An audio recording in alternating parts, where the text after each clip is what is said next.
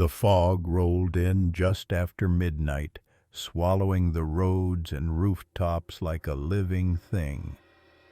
It came thick and fast, more than just a weather event.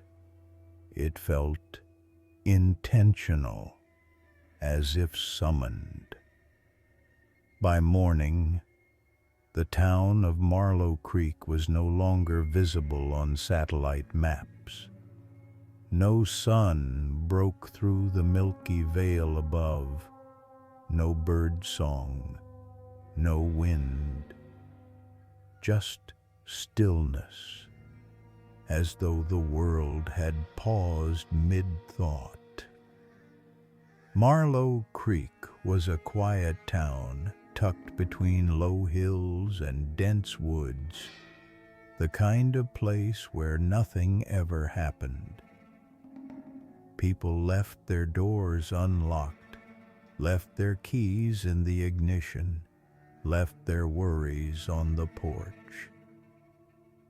It was safe, predictable, familiar. But on that morning, as the fog clung to every surface, that familiarity vanished.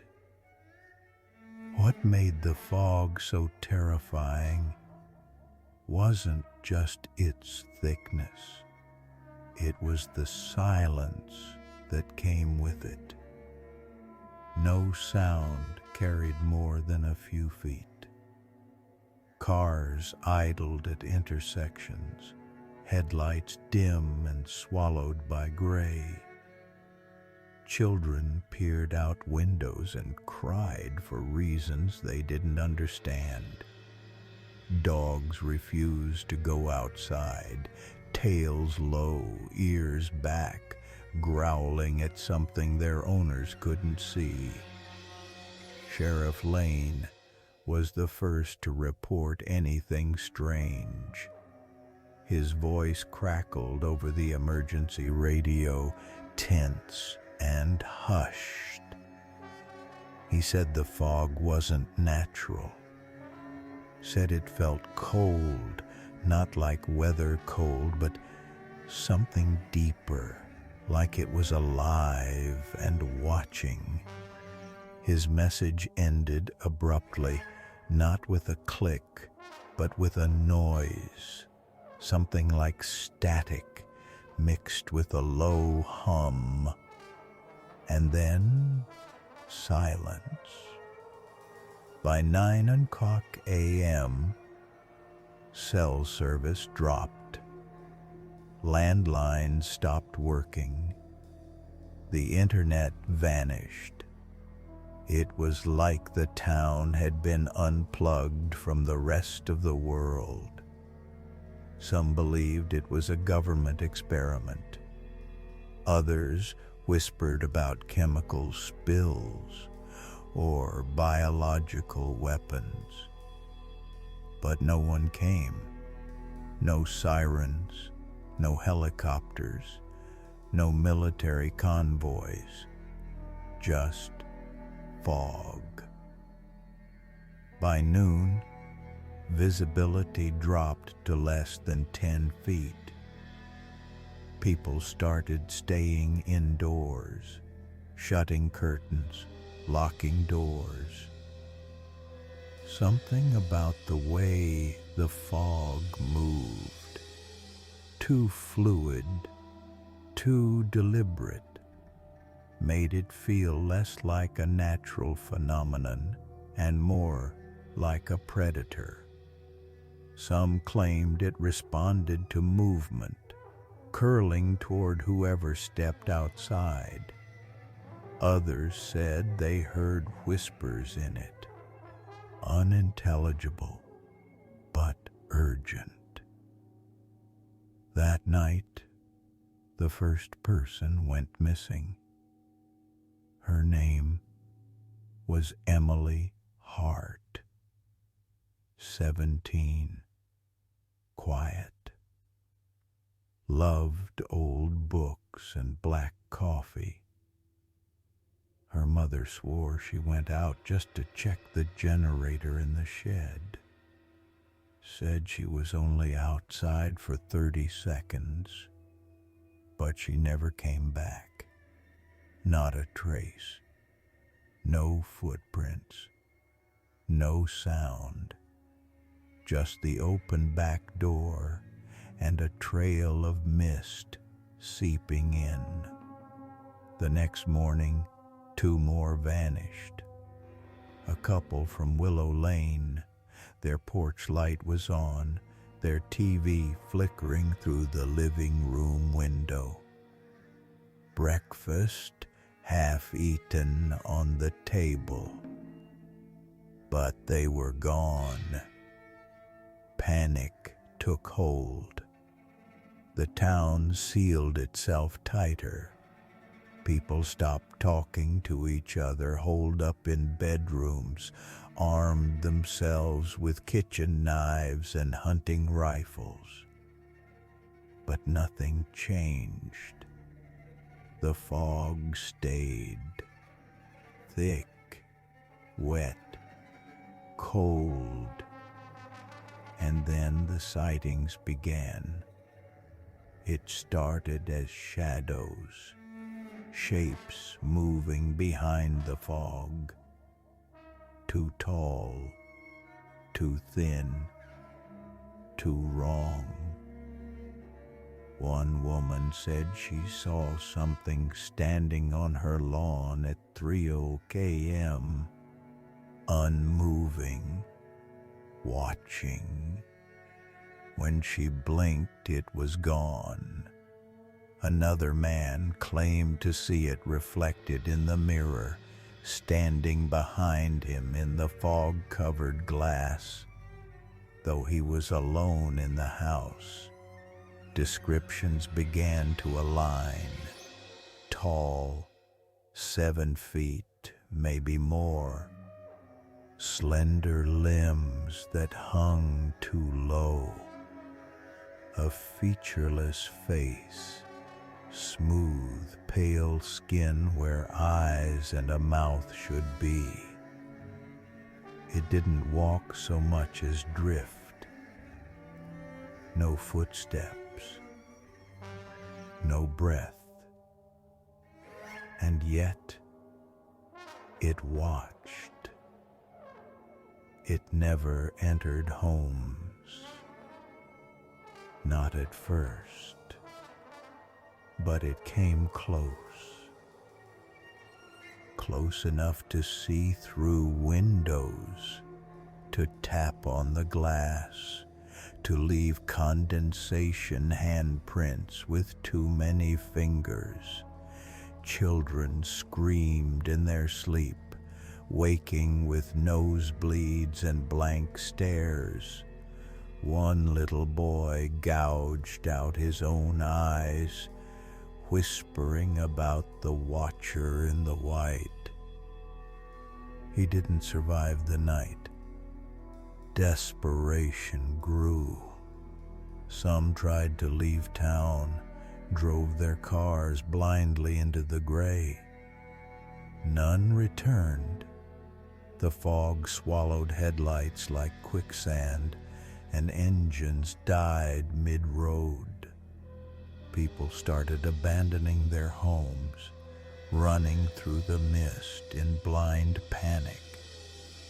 That's when the figures started appearing more often, always just beyond reach, always watching.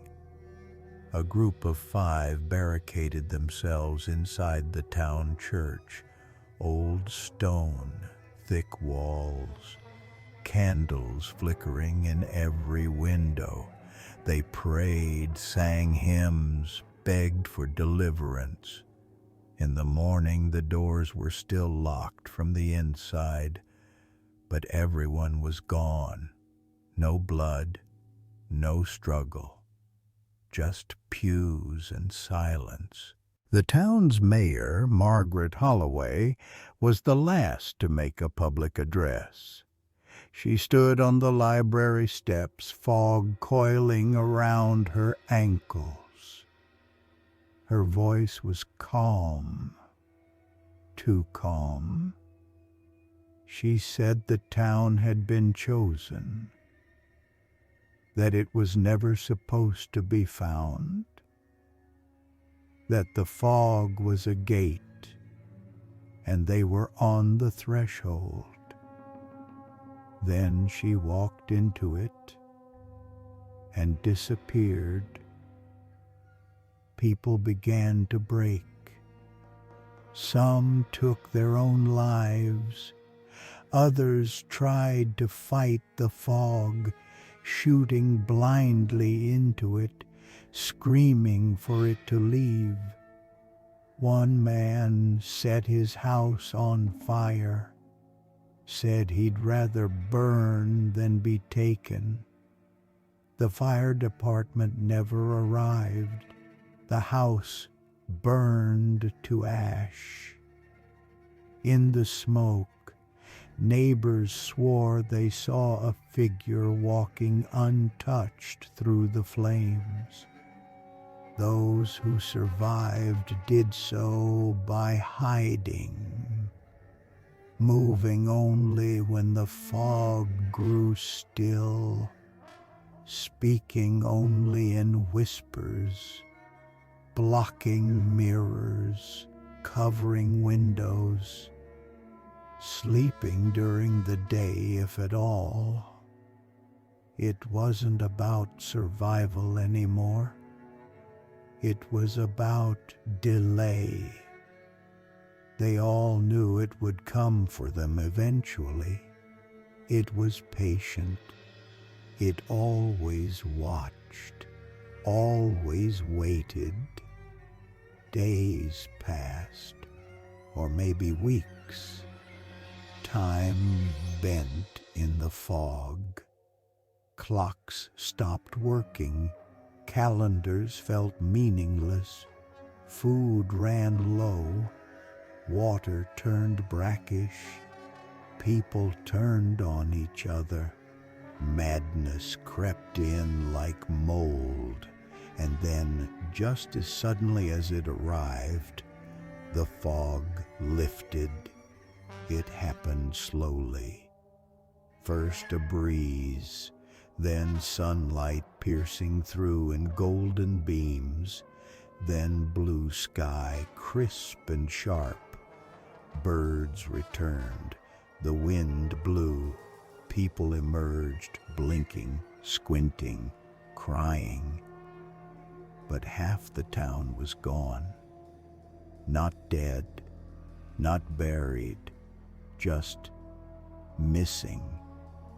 Homes empty, streets silent, whole families erased, no signs of struggle, just empty beds, cold coffee cups, and a sense of overwhelming absence. The town of Marlow Creek was changed, scarred, hollow. And though the sun shone and the wind blew, every remaining soul knew the fog might return. And next time, it wouldn't leave anyone behind. The fog had become an unwelcome resident in Marlow Creek, settling into every crevice and corner of the town. Days stretched into nights with no discernible change, as the sun remained a mere memory behind the oppressive gray shroud. The townspeople moved through their routines with a growing sense of unease, their world reduced to the few feet they could see ahead of them. It was in this claustrophobic atmosphere that the first sightings occurred.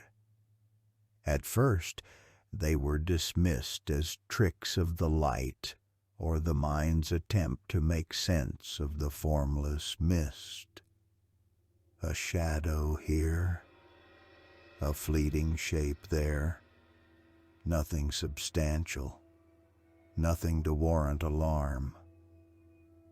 But as the days wore on, the reports became more frequent and more specific. People spoke of a figure, impossibly tall and unnervingly still, standing just at the edge of visibility. No features could be discerned, no clothing or identifying marks, just an elongated silhouette that seemed to watch without eyes. Mrs. Eleanor Perkins was among the first to speak openly about her encounter. A widow in her late 60s, she had lived in Marlow Creek her entire life and was not prone to flights of fancy. One evening, as she prepared for bed, she glanced out her second-story window into the fog-laden street below. There, standing beneath the flickering street lamp, was the figure. It did not move, did not acknowledge her presence, but she felt its attention like a physical weight. Frozen in place, she watched it for what felt like hours before it slowly dissolved into the mist. Sleep eluded her that night, and she kept her curtains drawn from then on. Word spread quickly through the small town, and soon others came forward with their own stories. Tom Willis, the local grocer, recounted how he had been closing up shop when he saw the figure standing across the street, partially obscured by the fog. He called out, thinking it was someone in need, but received no response. When he stepped closer, the figure receded into the mist, disappearing from view. A chill settled over him that had nothing to do with the damp air.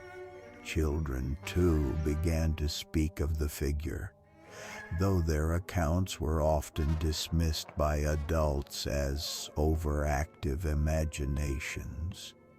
They described a tall man with no face who watched them from the fog, sometimes waving slowly, as if inviting them to play.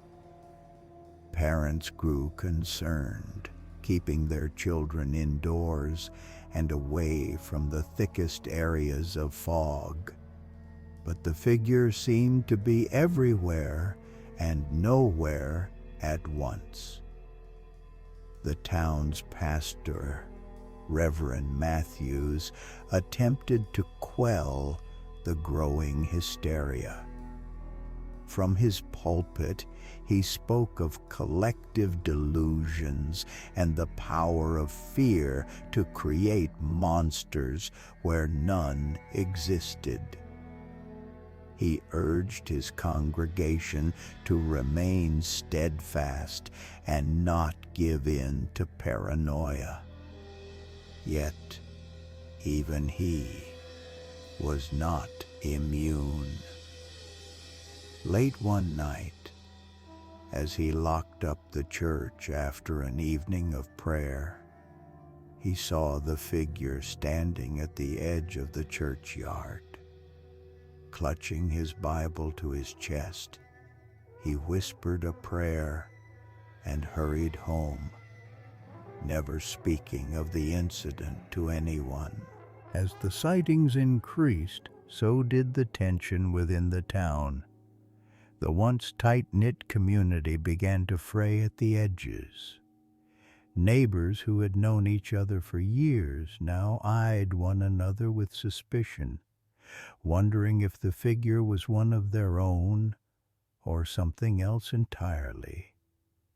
The fog, once merely an inconvenience, had become a veil behind which any horror could lurk. Sheriff Carter, a pragmatic man with decades of service under his belt, found himself at a loss. He organized patrols, though visibility was so poor that they were largely ineffective. He interviewed those who claimed to have seen the figure, but their descriptions were maddeningly vague. No one could recall any defining features, no face, no clothing details, just an overwhelming sense of presence. The sheriff himself had a brush with the entity one evening. While driving down Main Street, his headlights caught a glimpse of something tall and pale standing in the middle of the road. He slammed on the brakes, but when he stepped out of the car, there was nothing there. The experience left him shaken, though he maintained a stoic facade for the sake of the townspeople. The local historian, Margaret Holloway, delved into the town's archives, searching for any mention of similar occurrences in the past. What she found was both illuminating and disturbing. Old newspaper clippings and journal entries spoke of a faceless specter that had appeared during times of great distress, wars, economic downturns, and natural disasters. The descriptions matched almost exactly. A tall, featureless figure emerging from the mist, a harbinger of misfortune. Margaret shared her findings with the town council, but they were met with skepticism. Desperate for answers, she continued her research. Though the deeper she dug, the more she felt the figure's unseen eyes upon her. As days turned into weeks, the fog showed no signs of dissipating. The town's economy suffered as deliveries ceased and outsiders avoided the area. Schools closed their doors and businesses operated on limited hours. The sense of isolation grew, and with it, the fear. People spoke in hushed tones, sharing theories and rumors. Some believed the figure to be a ghost, others a demon or an omen. A few whispered that it was a punishment for the town's collective sins, though what those might be, no one could say. The breaking point came when young Emily Carter, the sheriff's niece, went missing. She had been playing in her backyard, her mother watching from the kitchen window. A moment's distraction, and when her mother looked back, Emily was gone. A frantic search ensued, with townspeople combing the area despite the oppressive fog. They found no trace of her, no footprints, no signs of struggle. It was as if she had been swallowed by the mist itself. Emily's disappearance shattered any remaining semblance of normalcy. The town implemented a curfew, and people barricaded themselves in their homes. Windows were nailed shut and doors double locked. Yet the figure continued to appear, standing motionless in the fog, a silent sentinel observing the town's descent into fear and madness. In the midst of this turmoil, a group of townspeople decided to confront the entity. Armed with flashlights, cameras, and whatever weapons they could muster, they ventured into the fog one night, determined to face the source of their terror. Among them was Jack Thompson, a former soldier who had seen his share of horrors, but claimed none had unsettled him as much as the faceless figure. They moved cautiously through the deserted streets, the fog muffling their footsteps and breaths. The world seemed to close in around them, the familiar landmarks of their town rendered alien and distorted. Then, without warning, the figure emerged before them, standing in the center of the road. It was taller than any of them had anticipated, its head nearly brushing the branches of the trees lining the street. Its form was humanoid but elongated, proportioned slightly off in a way that made the skin crawl. The surface of its skin was smooth and pale, devoid of any features, no eyes, nose, or mouth. Yet each member of the group felt its gaze upon them, an oppressive weight that made it hard to breathe. Jack, summoning his courage, stepped forward and demanded to know what the figure.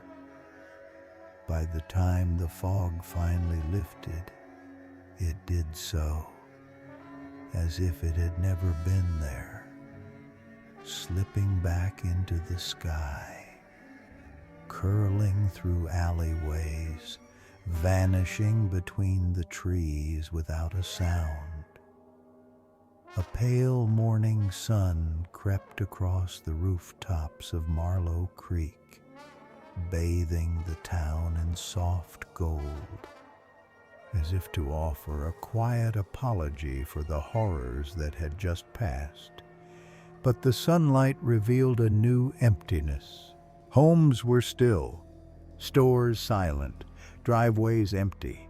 Half of Marlow Creek's population had vanished, erased without warning, without violence, without even a trace.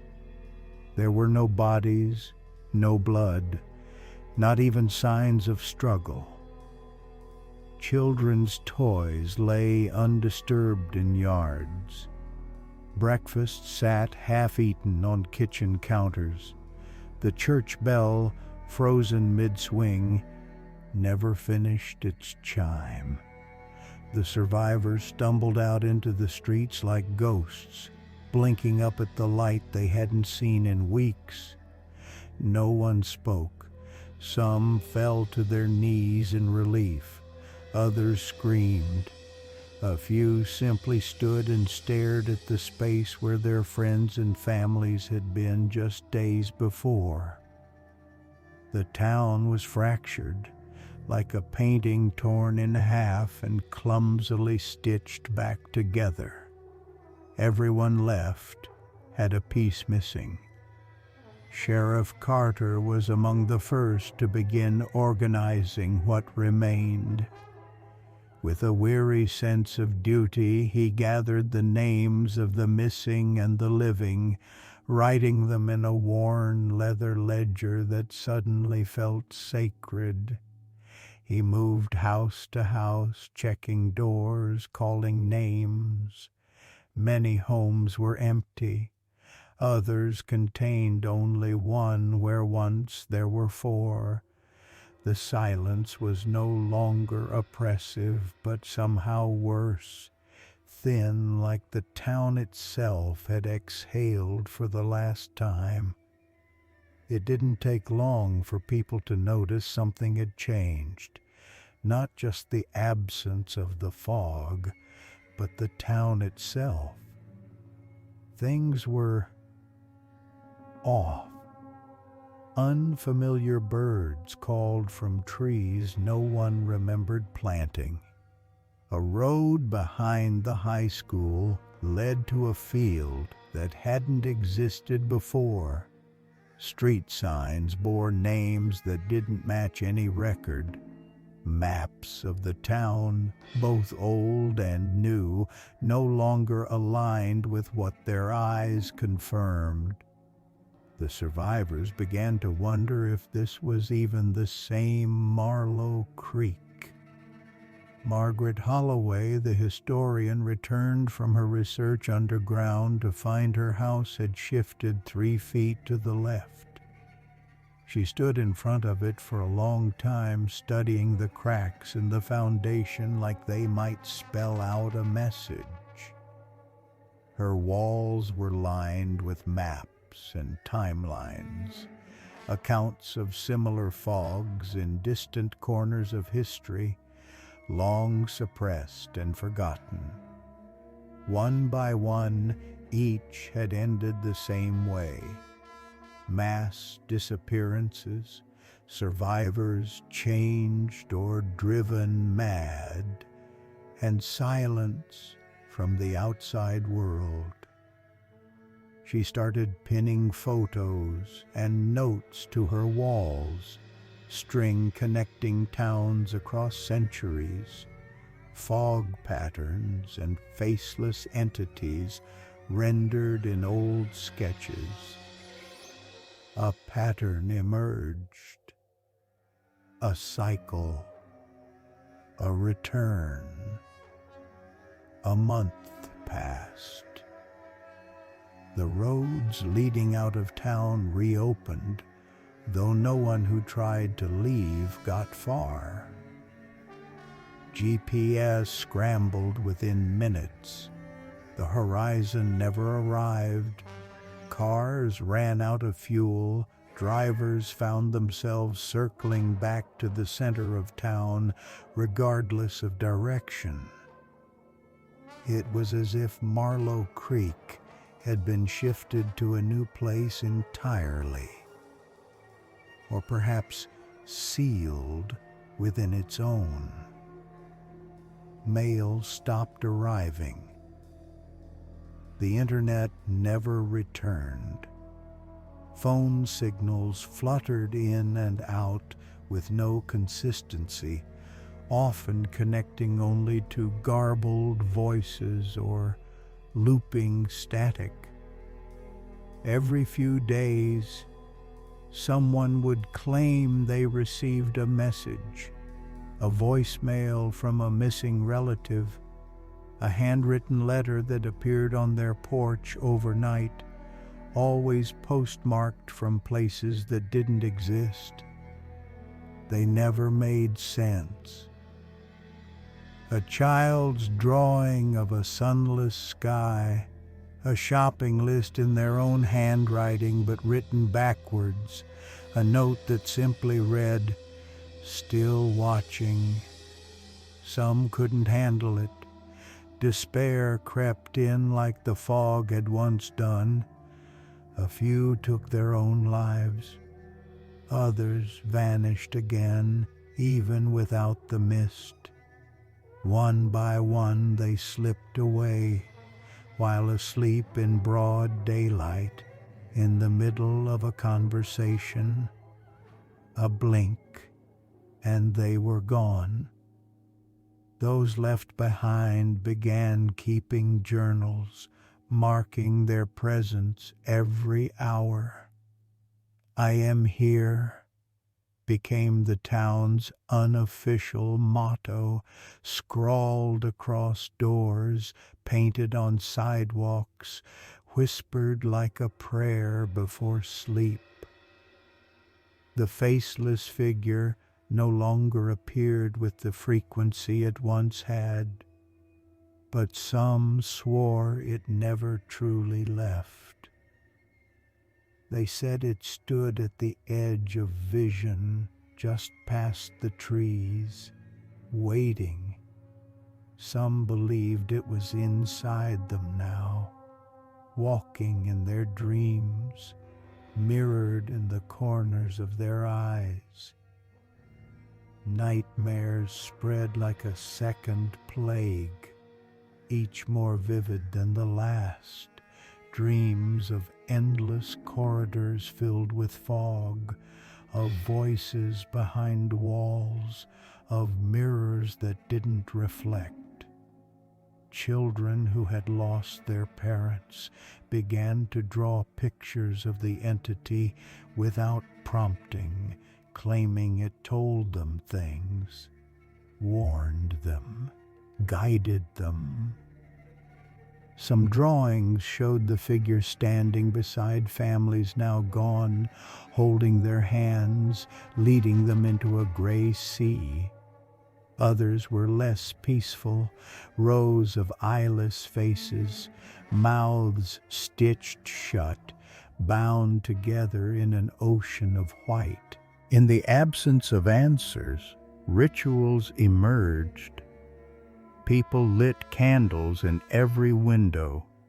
They burned sage, played old church hymns through static-filled radios, left offerings of food and coins at their doorsteps. Some turned to faith, others abandoned it completely.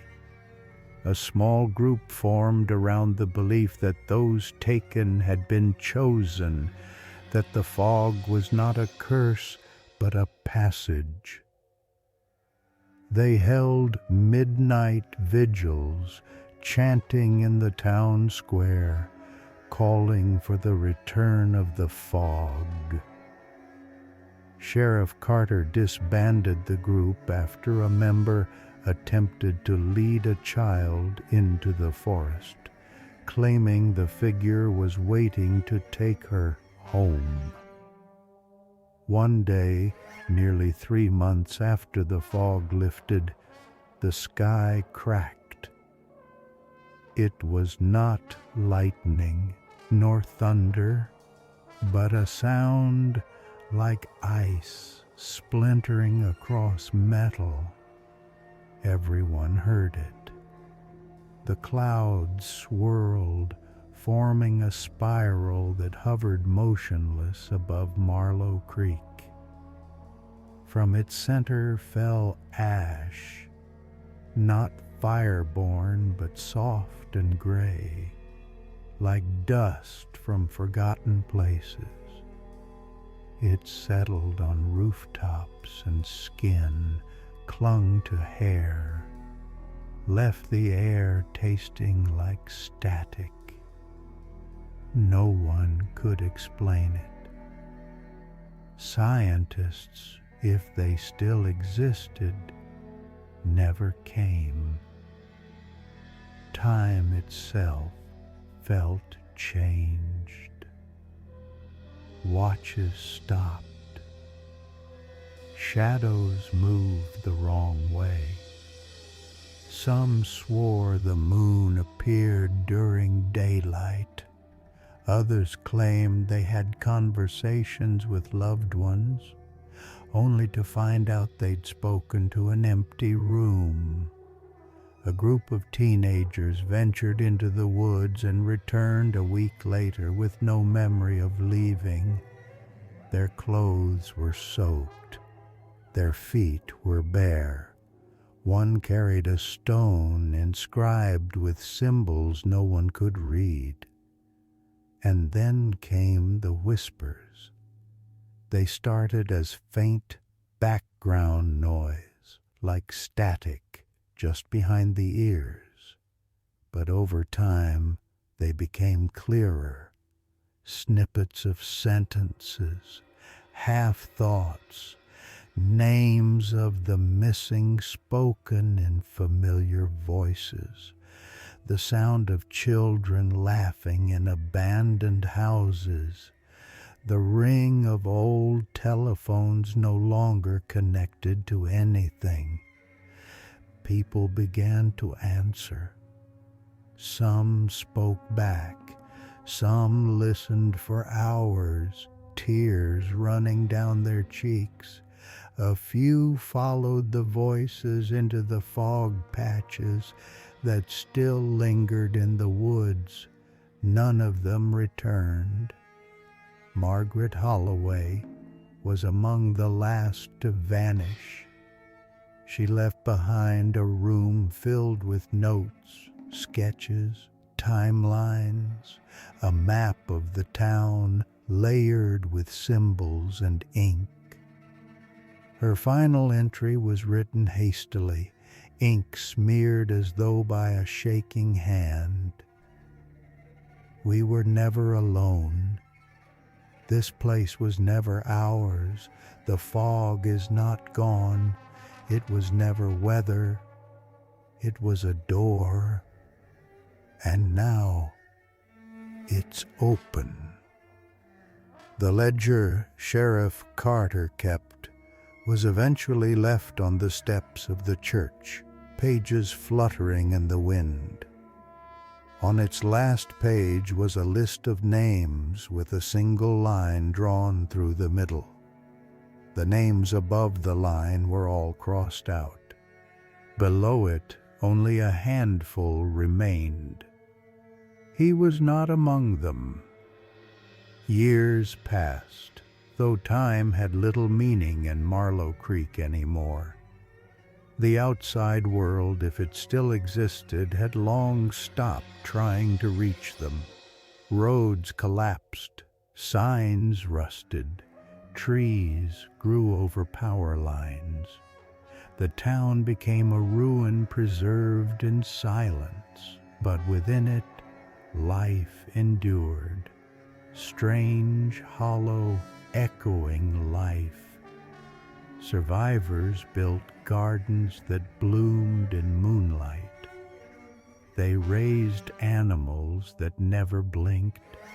Children grew into adults who had never known a world without whispers or fog. Sometimes the mist would return, but never as thick as before. It curled along the streets like a memory, a reminder, and always, when it did, the tall figure would follow, never close, never far, just present, a sentinel, a witness. No one tried to fight it anymore. They watched it in silence. Some nodded. A few even smiled, because they knew now Marlow Creek had not been cursed or chosen. It had been claimed, and the rest of the world might be next.